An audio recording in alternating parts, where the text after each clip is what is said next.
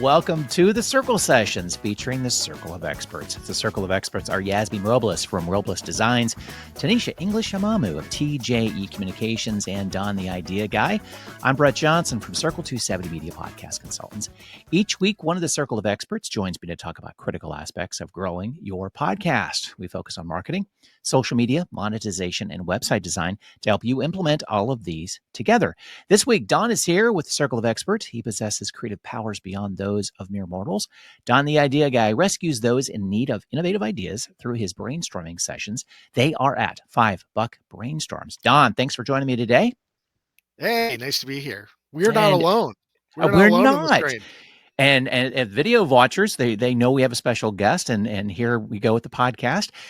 Lee Hills, Lee Launches. Thanks for joining us, Lee. We've been connected a long time, but I thought let's get you back on because we've mentioned a couple of your products on the podcast. So welcome on the podcast. Thanks, Brett. Thanks, Don, for having me. Yeah, great to be here and to talk all things podcasts and AI and launching projects. Yeah. Talk a little bit about Lee Launches before we talk specifically about, Launchcasts and a couple other projects. Well, it kind of started for me. I was freelancing. I was doing different projects, and I had constantly having different ideas, and I couldn't frame ideas. And I think it was about the time that I met Don, and then I met you. And I had this idea of, having some kind of brand to launch my different ideas. And I think it was through conversations with Don, actually, that this idea of becoming Lee Launches to kind of encompass everything I was wanting to do. Because some days I'd wake up and I'd have this idea and that I'd want to launch and I'd shelve it because I couldn't see where it fitted into what I was doing. And so kind of owning that and saying, okay, I'm just going to launch literally any idea I want on my terms. And that's how it came to be. So it started with launching different info products. And then I've gone on to more recently, the last couple of years, launch SaaS products, my own SaaS products through no-code, particularly no-code apps. And that's been my focus. I do have to say you launched, modifying campers before it was cool. So, I mean, that's what kind of when we got together with Don is you were modifying campers to live in, basically, if you wanted to say. Hashtag van life. I love it. When we were originally talking, we had a mastermind group going on, and Lee actually had a strong brand at that time. He was Mr. Explainer. He was doing explainer videos. And then he started doing freelance advisory and putting together freelance groups and freelance email newsletter. And he was struggling with changing a brand that he had owned Mr. Explainer for so long. And just in the conversations, the Lee Launches brand naturally evolved because he kept talking about the different projects he wanted to launch. We're like, well, you can't pass up a good alliteration with Lee Launches. And he's been Lee Launches, I think, ever since. And it's perfect how it's dovetailed into this spread of, you mentioned van life, and he's done the no code pieces. It's been really interesting, and it doesn't preclude him from doing video explainers anymore, but it doesn't limit him to that either. So it's been kind of fun to watch this Lee Launch brand take off. Yeah, the camper van project was one of the first I launched as kind of Lee Launches, and I don't know what it is with me. If I have an idea, I always want to try and find a way to monetize it or turn it into a business, and it doesn't always work out. But I try and make it that way. So with the camper van idea, I ended up converting my camper van, as you said, and ended up hiring it out. So people would rent it out. Particularly during the pandemic, we had quite a lot of bookings because people, especially in the UK, couldn't go abroad, so they were doing a lot of staycations and. During that time, I was glad that I'd launched that project because we had a camper van to hire out. Yeah. You couldn't have asked for better timing. Exactly. No, exactly. No. Sometimes you don't know when the launch is, going to come to become fruitful, I guess. Right. So, well, let me ask you this before we get into, the Launchcast. So, your focus has been launching. Yeah. How do you make a choice when you finally say, I got to give this up and move on to the next one? Is it that your brain is just moving so fast that you create it, put it on a shelf, or how do you decide that it doesn't have legs? It just doesn't make sense to do this anymore. I found that quite hard at the beginning. So, I mean, we were talking off air just before we started, and Don reminded me that during the pandemic, I had this goal to launch a new thing every day. And I got to the end of that. I launched one new project a day for 60 days during the pandemic. And as I got to the end of it, I realized I can't possibly sustain all these projects. And I think what I've realized recently is it's about kind of finding yourself, learning as you're doing it, and also maybe finding that project that maybe does become the one that probably takes over, and that means that you can't carry on the other projects. So that's what I've tried to do more recently. I think I feel like I'm maturing more into it. I don't think I'm there yet, but I feel like I'm getting the mindset of that I'm going to continue to launch these projects till the one that kind of takes the full focus, kind of takes me over, does, and then those other projects will just naturally fall to the side without trying to contrive it or trying to manage them all, because like you say, you can't possibly manage them all. Yeah, I would think it'd be difficult because each one of them is your baby. Yeah. I mean, Yeah. there's a little bit of effort in there, a little blood, Yeah. sweat, and tears, whether it's a day or not, but you did put some thought to it, and you thought, well, this has some life. To kind of abandon it. Yeah.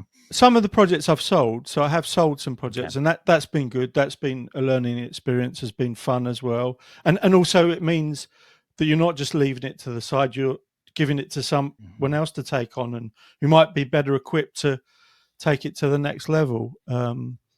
So yeah, I mean, one of those projects was a project that I did with another friend called Satya. He was a visualizer, a visual thinker. And we had this project called Why Visuals, and we built it together, we collaborated, and then we ended up selling that just before Christmas. Yeah, that was a very cool project. I like that one a lot. Yeah. So, okay, so let's get down to the nitty gritty here. Don and I had brought up about Launchcasts at least about a month ago, maybe a couple of months ago. You'd sent us kind of the pre-launch, play with it a little bit, and very interesting. So let's talk about Launchcasts. What is it? What was the idea behind creating it?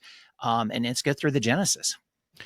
So Launchcast really came, again, as many of my ideas sometimes come from conversations with Don. Don and I had been talking about a tool to generate scripts for ads, for radio ads. And we've been talking about that, and we'd played around with some rough versions of that idea.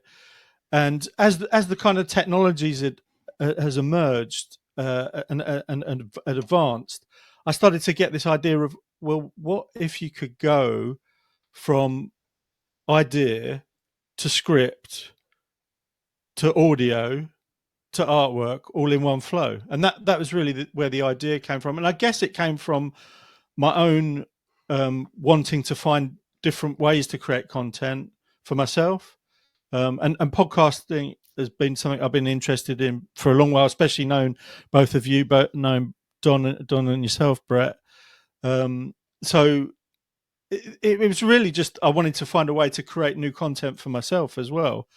And so I started trying to build on from what Don and I had talked, and was able to build something in one flow that takes you exactly that, from script to audio to podcast. And that's kind of where I've got up to with the project. Okay. So a new user. Go ahead, Don. Yeah, I was excited to be a beta tester on it, where you could literally go in, give it a title, give it a subject. It would generate the script for you. You could accept the script as is, or you could edit it. And you went on to audio. You pick one of 6 different voices, which sounded really great. But you could pick the one you wanted, and it would record it for you. And then if you wanted to, you go on to another stage where it would produce cover art for your podcast episode too. So you could stop any part of the way. Like if you just need help generating a script, stop at the script stage. If you wanted the audio, Yeah. if you wanted the voiceover, which as a podcaster, I could see using that as to create a separate segment. We have a friend that created an online radio station, and for the longest time, he was using an AI voice to do his weather report. He would have an AI record the weather. He'd feed it the script. It would record it. He could name it, give it a personality, and that way it didn't have to be the same online DJ every time. So I could really see a lot of potential use for the tool that Lee's created in using it to produce a very short podcast. I have a client that I think this would be great for once we can get the length of the podcast a little longer. Or you could use it to record just an ad.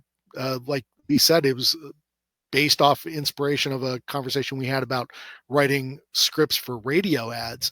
But he created this tool where you could create the ad and you could have the voice do the ad too. So it doesn't have to be just a podcast. It's this AI audio spot creator. It's really cool. That's why we keep talking about it on the show. Yeah. I appreciate that. I mean, one of the ideas, often the products I build a, to scratch my own itch, as it were. And one of the ideas I was kind of moving towards was this idea of being able to take content from different places, based on your brand or your interest, whatever it might be, or what your main niche is, whatever it might be, and then turn that into a podcast from different sources. So you could, bookmark those pieces of content maybe, and then have it turn that into a script for each episode. Yep. Yeah, that's makes sense. I hope you're still developing that, because it's just an amazing tool, either to function on its own or to produce additional content for stuff. We keep talking about how you're literally the guy who launches brand, right? Lee launches. And think about how many people probably said that they were going to start a podcast this year and haven't done it yet. And Brett, I imagine from a lot of the folks you've spoken to, one of the reasons people don't start is they don't like the sound of their voice. Yeah. Well, if that's true, use an AI voice. Get started. Until you can get over it, use an AI voice. You could paste in your content and have the voice from Launchcast do the recording. Yeah. I mean, that was one of my goals with it, was to, if you don't want to have your own voice, or if you're like me, often when I record my own podcast on my own, and Brett will remember this from days back when we first met, I think I spent hours just thinking over and overthinking my podcast and editing it. And Brett was saying, just get it out there. And if you're one of those people that maybe takes your time over those things, then maybe doing this, having an AI voice generate it for you can at least get you to launch. One of my goals is to eventually have it so you can maybe speak to it, have it edit it down, the script, and then recreate it in your voice. That's one of my goals for it, but I've got a few other steps to get to before I get to that. Yeah. So I know when you created this, at the same time, there was another similar software out there. I believe it was called Podstash. I still have the icon in my Chrome extension, but it kind of went away. But it was that you would save a web page, a blog, whatever you want to, and it would convert it into audio and summarize it. So you wouldn't. It's kind of a TDLR situation, but instead of reading it in a shortened version, you'd actually hear the audio version of it. So I think there are a lot of different applications as you progress with Launchcast, whether it's a user experience in that direction or creating a podcast. It could be putting your newsletter up into Launchcast and having a voice read it and delivered in audio form. Because I mean, I find that, other creative friends, and I know Don's one of these people that will often share content with me or something he'll find for me that I might be interested in. Sometimes you haven't got time to read the article. Maybe you're in the middle of work, and what if you could take that and just listen to it, rather than have to read it? Yeah. And the summarize. I think think about all the book summary apps that are out there now, Headway and all the other ones that I can't think of right now. I've probably got 3 of them on my phone right now. Headway, Blinkist, where they story shots, where they Story shots. take books and summarize them. The articles that, and I do tend to send out a lot of articles to people because I think they'll be interested, but nobody's had enough time to read all those articles. But if you could just I feed try those to. into, yeah, like Brett, you talked about, what was the name of the tool you had bookmarked? Podstash. Yeah. So Podstash, I remember you sharing that with me, is very cool, but it takes the entire content and turns it into an audio version of the content. I like someplace in between where if it take that, summarize it for you, and then give you the audio for that. I think that's another viable product that people would be interested in too. Yeah. Right. And then, going a little bit deeper in this rabbit hole, you let the software to summarize it. Then you add your input, going, "This is why I think you should be really considering this," and put that in there as well. Boom. Yep. You got yourself That's almost a pitch for business, quite frankly. It's kind of why we started the Riff from the Headlines piece. There's so many articles and not everybody can read them. So we share the article, share the link, and then we give our 2 cents worth on it. If it's worth people's time, though, they can go in there and read the whole article if they want. But if they don't, they go, yeah, I'm not into that. They can just skip it too and cross it off their list of things they had on there to read. Right. Lee, I had a question for you on the tool you created, Launchcasts. As it's been out there for a while and you've had other people kind of playing around with it, you've had time to germinate on this concept. Have there been any other use cases that have come to mind with having that tool out there? Maybe they're podcast related, maybe they're not, but any other, knowing that this tool is available, what else does that make possible? Yeah, I think one of the main pieces of feedback that I keep hearing from people who've tested it and used it is to be able to turn it into an RSS feed or put it straight into a podcast service like Spotify or Captivate FM, those kind of services. So I'm thinking about that a lot. I think that was one of the main pieces of feedback. I thought about video. Video came up for me a bit, whether I could add video, but I think where it's going now, I think I'm going to stick with audio for now. So I think the next main thing to try and focus on is to get it to generate your feed of episodes. I think that'd be great. Even if you just partner with one of the podcast hosts, just so you just pick one partner and get it to work with that one, you could worry about other APIs later. But I think that's a great idea. I noticed Substack are now, because they've got a podcast feature, which I haven't had a chance to play around with, but they've now added a Spotify feature. Yep. I saw that too. So I'm wondering whether there could be a link to maybe go to Substack, because I'm also interested in newsletters. I've got my own newsletter as well. So I wondered about turning that into an audio version and then, sending that to Spotify. Mm-hmm. Yeah.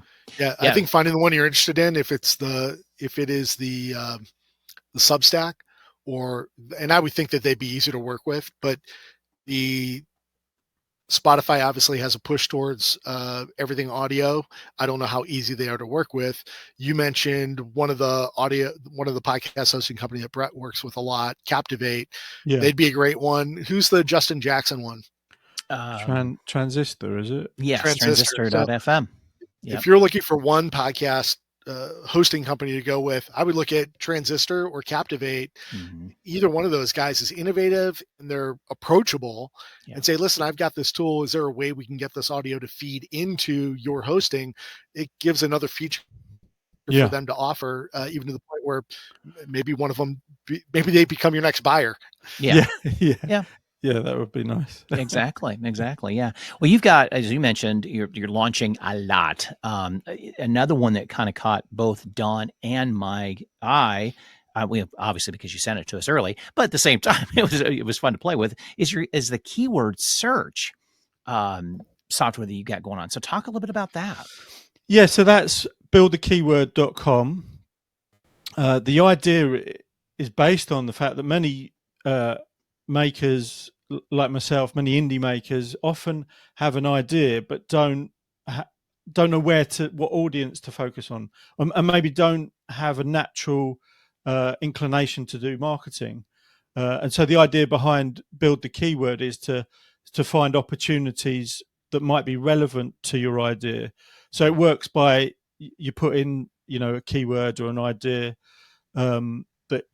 that's relevant to your topic, and then it will help you find out if people are both searching for that topic on Google and other search engines, but also tell you if those searches are low competition, telling you if you can rank for it quickly.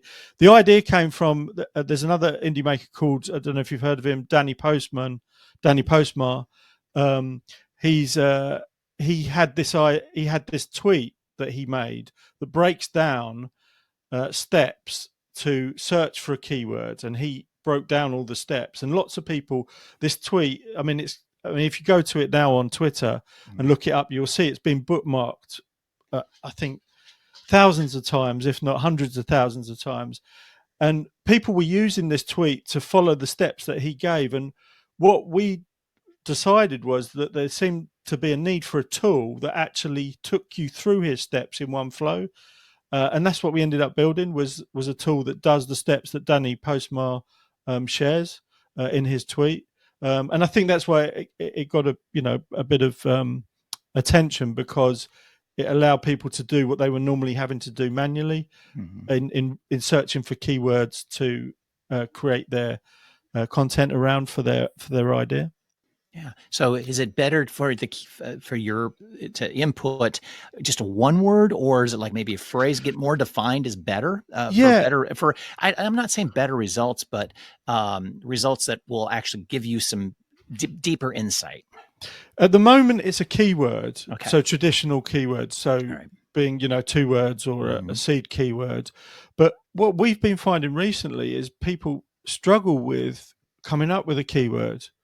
So we're working on a tool at the moment that will let you just put in a topic. So say you could put in podcasting and it will go and scrape and check all the different podcasting opportunities and keywords that you might be able to then create content around for your idea.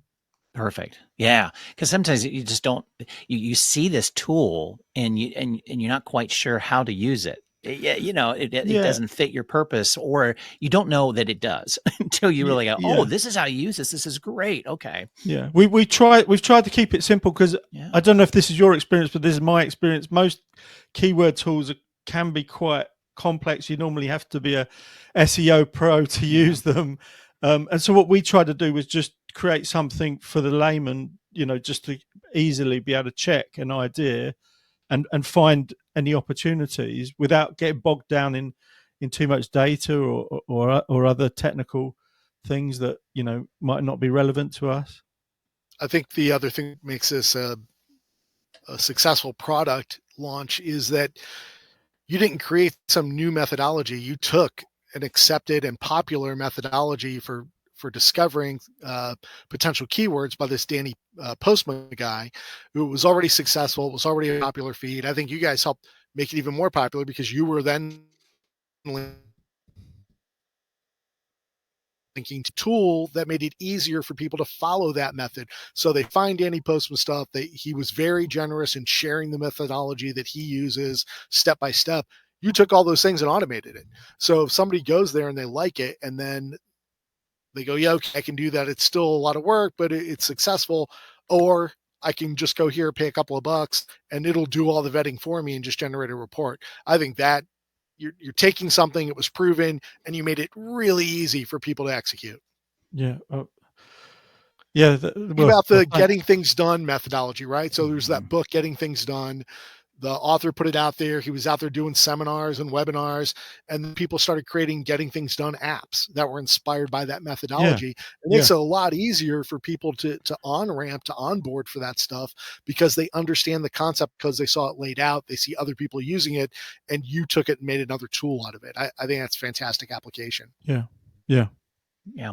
And I dig a little bit deeper in regards to how you found this idea. I think people look at social media and just kind of bypass these long streams of comments, and they don't really dig deep into, wait a minute, this is a conversation that maybe I can convert into a podcast topic, or a blog topic or whatever it might be on my next podcast because there's a lot of chatter going on. You saw that too. You saw that it was bookmarked thousands of times. Like, okay, there's something here that's resonating that maybe I can extrapolate and even go further with a topic. That was really smart to look at it differently, going, well, that's kind of a cool tool. It's like, wait a minute, this is super popular in regards to a reference point. Why can't we turn it the next step?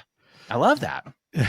Yeah, and again, it was also, scratching our own itch. We were using it for our own purposes to find ideas using his methodology, and finding, could we make this quicker? Just for ourselves. And then as we got into that process, we thought we talked to a few friends and other makers, and we said, would you use this? And that was really the process, which I, it's taken me a long while to realize this, but it's a good process to follow. If you've got an idea and you're not sure about it, maybe bounce it off a couple of friends and see if they'd be interested in it too. Right. Exactly. Well,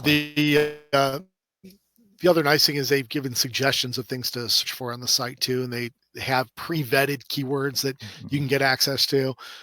Right on the front page where you can type in, what's your main keyword. As an example, they're saying newsletter names. How easy would it be for our audience to go on there and just type in podcast names? You can use this tool for very specific pieces as well as the general topics or general projects you want to launch. You can apply this concept to your podcast research. Yeah, exactly. Sure. Yeah. So when you're launching those projects, how much research do you do before you kind of say, nah, that ain't going to work, that sort of thing, or it's going to take too much time? So do you give yourself kind of a set of 48 hours, just say, okay, let's dig into it for this amount of time. Boom. Let's put it on the shelf. Maybe later. I'm just not finding something. How do you do that? I definitely try and write it down, make a note of it. Might seem obvious, but it was something I learned from Don. I remember early conversations with Don. He would say, right, for goodness sake, write the thing down.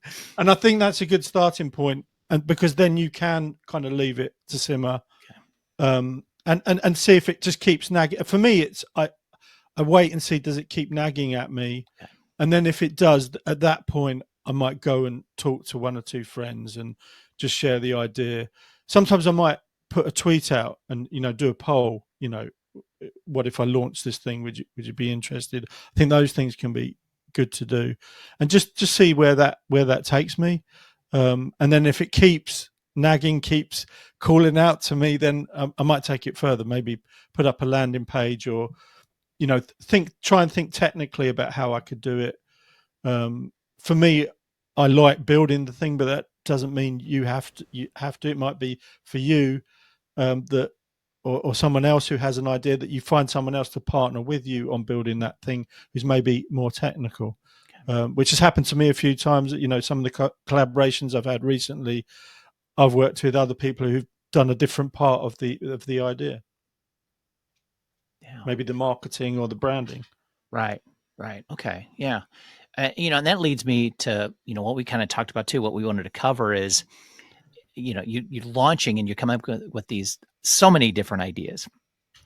It's that, but you could be sitting on them. You could have never launched any of these, but you decided to do it. So I guess we want to talk about the concept of just doing it. Yeah. When you got something, do it. Whether it's and perfect is kind of the opposite of getting it done. It's good enough kind of feel to it. How do you approach that?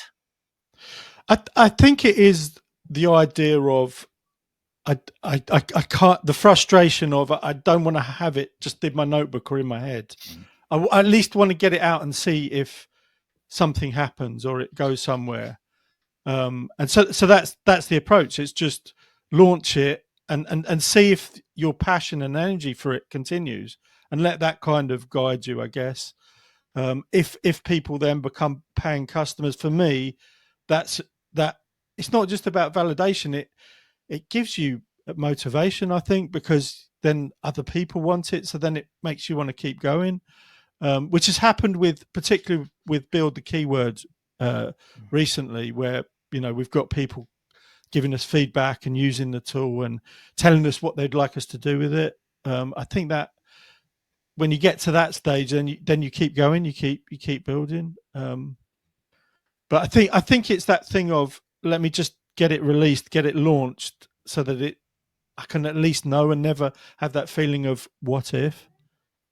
And you could insert podcasting in there wherever you put, at that concept, or like we talked about as well too, just that, okay, you got the podcast created. Now you maybe want to create some marketing tools around it. So what are you waiting for? Do a newsletter, get on social media and start promoting. It's just that the longer you wait, that's another day gone.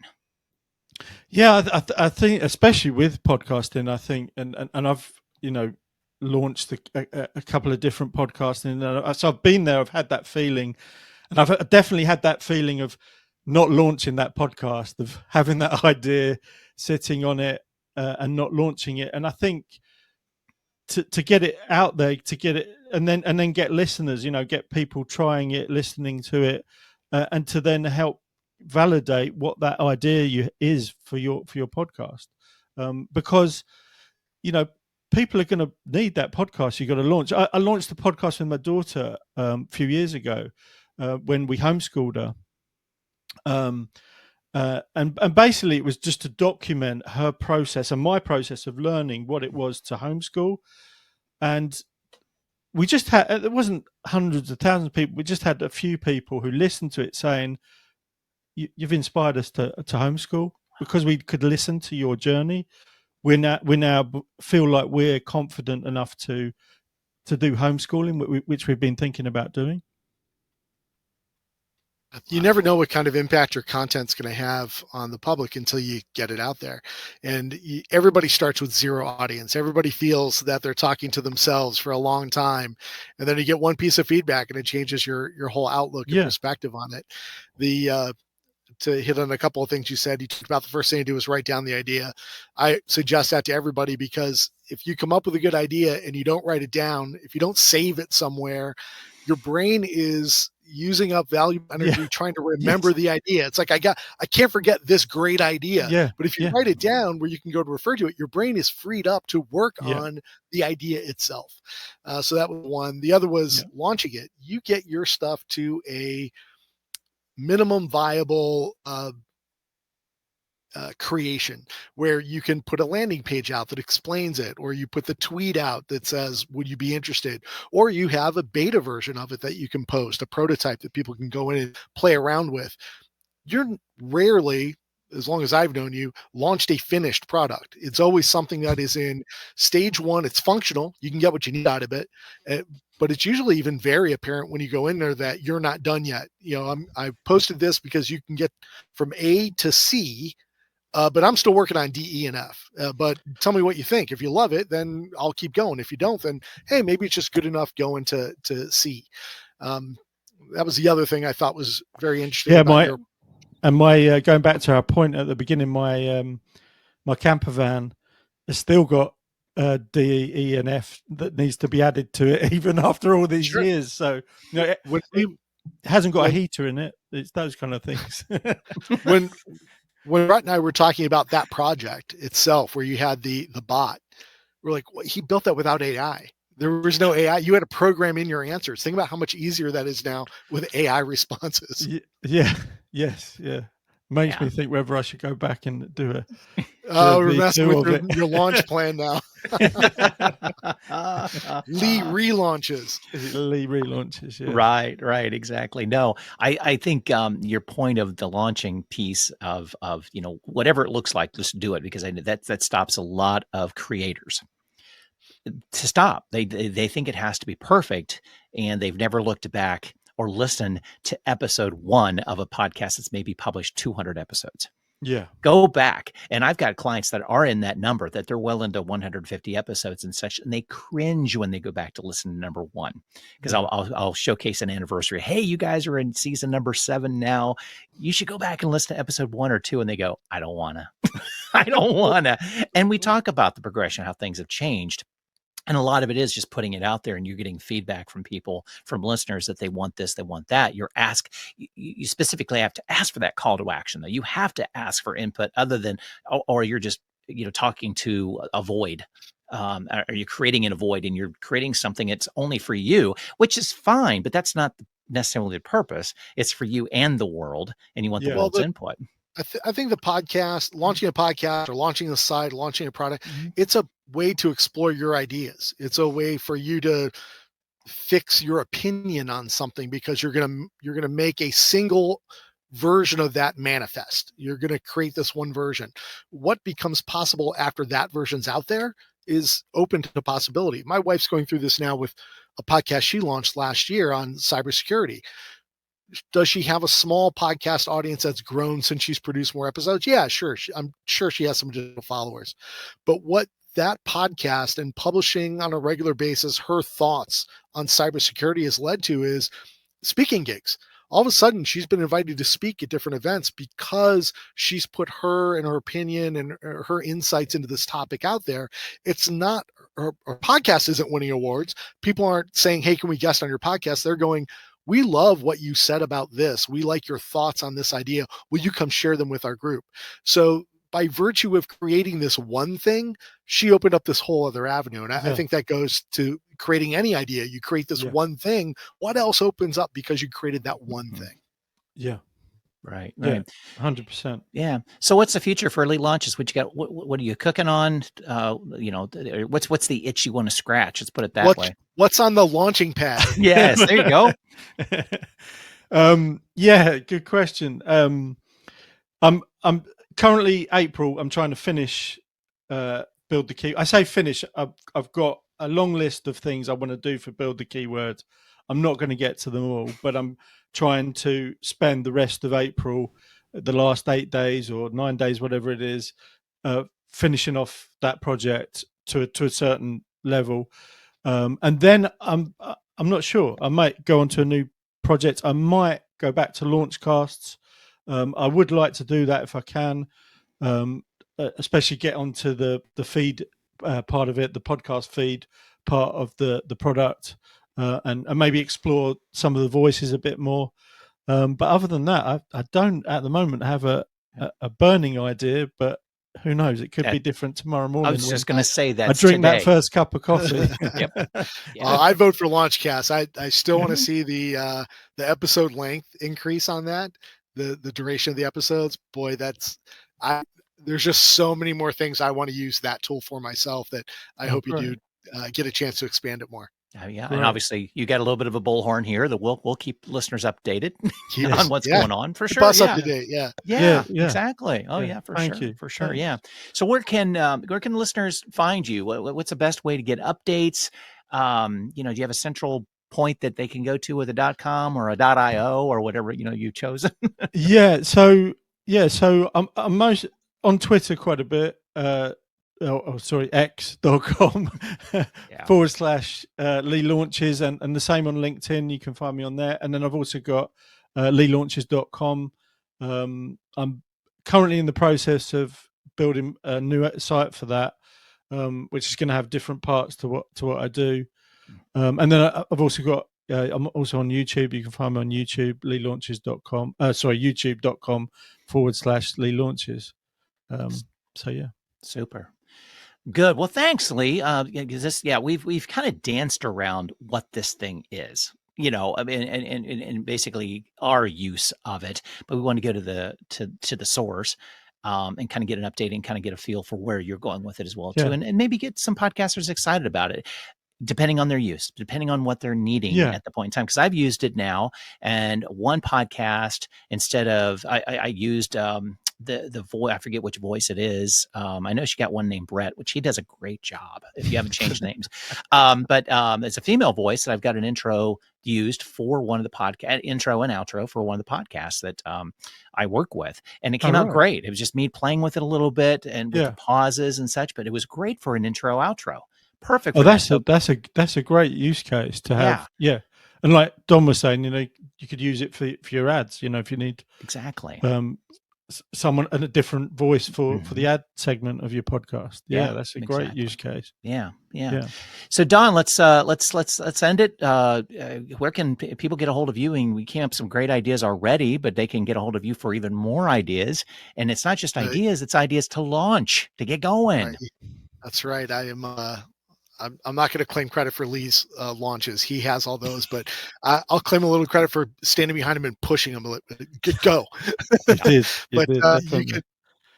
You could find Lee as Lee launches on all the platforms. You can find me as Don the Idea Guy on all the platforms. Find your favorite one, whether you call it X or Twitter or Facebook or LinkedIn or whatever you want. You'll find me out there, or dontheideaguy.com. There you go. And find me at circle270media.com or mypodcastguy.com. It's the best way to, either way, I'll be there. And we look forward to bringing you another episode in just a few weeks. Thanks for listening.